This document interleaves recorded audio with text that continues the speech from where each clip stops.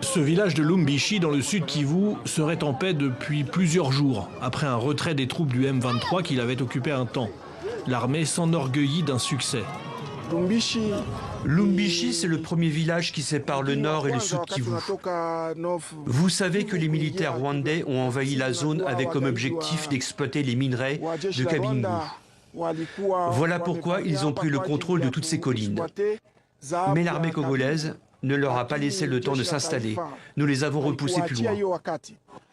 Une armée qui continue de communiquer sur des victoires sans que l'on puisse vérifier si les rebelles ne se sont pas simplement retirés de ces zones pour concentrer leurs efforts ailleurs.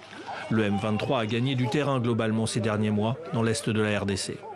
Sur l'aspect diplomatique, une médiation angolaise a de nouveau été encouragée pour une reprise des pourparlers entre les présidents congolais et rwandais.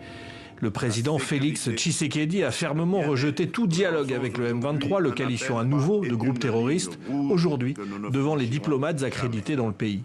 Toute tentative de normaliser ou de légitimer ces criminels constitue une insulte à la mémoire des victimes et un affront aux principes fondamentaux du droit international. Dans l'est de la RDC, la situation humanitaire reste préoccupante. Le HCR, l'Agence des Nations Unies pour les réfugiés, s'alarme de l'aggravation de la violence, qui a déjà déplacé 237 000 personnes en ce seul début de mois de janvier.